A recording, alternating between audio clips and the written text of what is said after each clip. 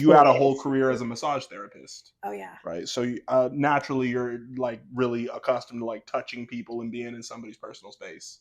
Yeah. So like that whole time, were you like imagining yourself doing more when you're like rubbing back tissue and things like that?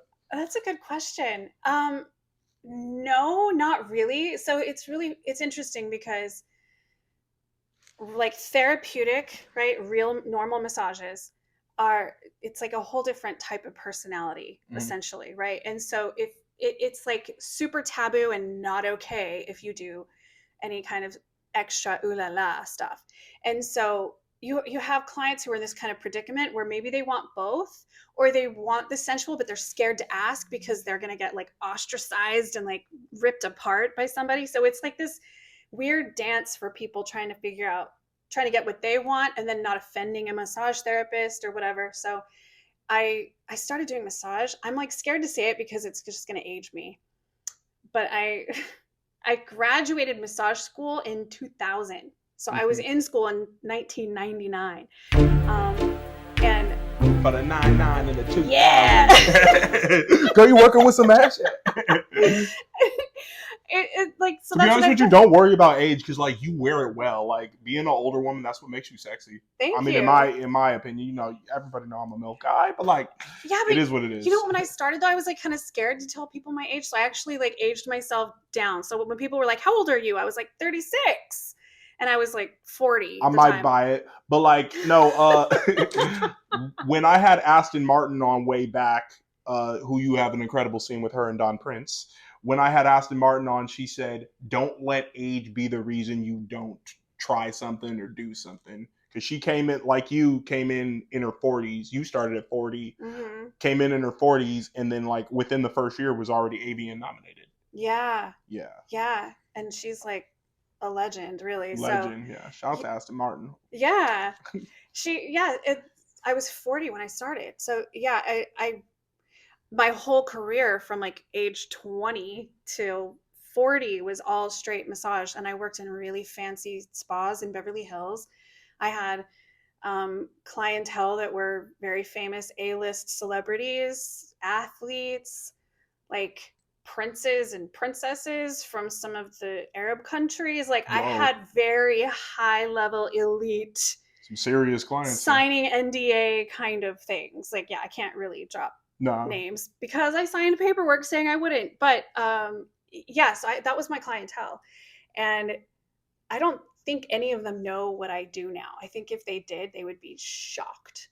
But I don't know, maybe they'll find me one of these days. Well, let me ask you this, Amanda. Prior to getting in the business, how was your outlook on sexuality in general? You know, I had been in a monogamous relationship, like a very traditional relationship for so many years. Like, I didn't really think anything of it. I've always been super sexual. That said, I didn't start until I was 23. Really? You lost your virginity at 23? At 23. Oh, I was 21. Really? Both late bloomers. But I'm kind of glad I waited, though. But I think it just built up this level of angst. Yeah. Now it's playing out in my 40s. But I think that my thoughts of sexuality was just, I was still in a traditional relationship, but I've never judged how other people live their lives as far as like what they're into. In fact, I'm deeply curious about what people are into.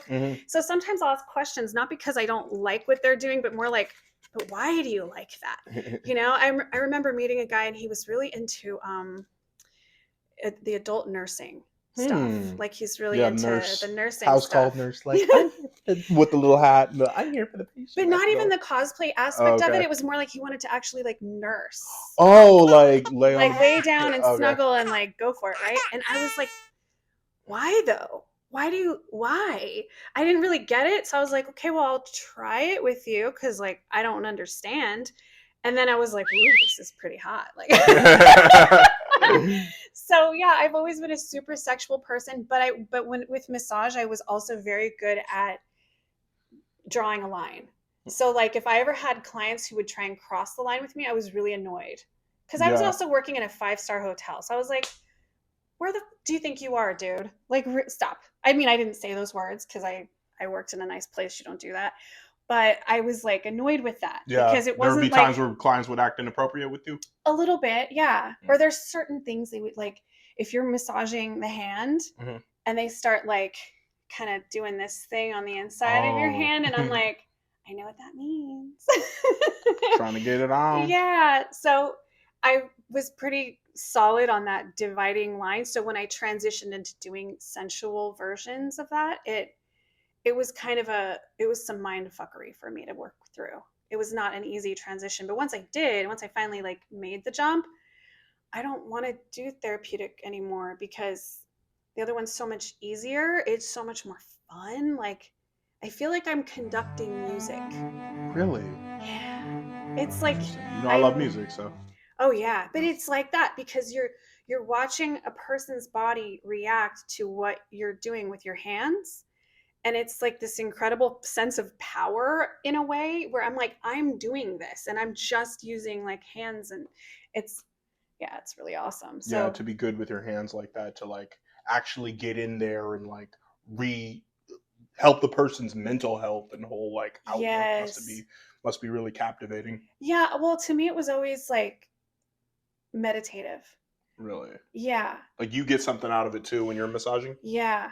And honestly, I think it's an art. I think that massage is it's an intuition. It's like a for like I said, meditative. I would kind of go somewhere else and I would just kind of give what I felt this person needed. But I would call myself a healer. And maybe it sounds odd, but I don't think it's odd. I think that sex is it can be a Right. healing thing as well. And you were telling Bobby Lucas on Smokers Lounge that you believe that sex workers are like heroes. Yeah. Yeah. And I was interested in like the aspect you said about how sex workers can save marriages, you know. Like as you know, like I lost my dad to cancer almost 2 years ago.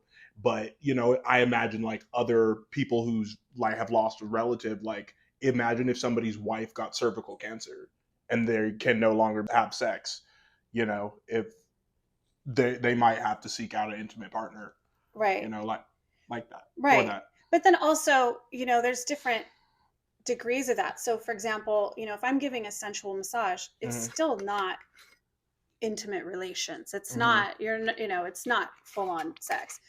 Um, I guess sex workers, it can be that. But what I'm saying is there's so many different variations of what somebody needs. And if they, a lot of clients I've had are married, but maybe their partner isn't like one of my clients, his wife did have cancer and she was going through all kinds of treatment and whatnot. And so he wasn't trying to leave his wife. Yeah. He just needed to get himself regulated in a way where he could get some attention, have some intimate touch, have some kind of like, I don't know, empathy, love, whatever the feeling is of just for himself so that he could continue to provide care for her.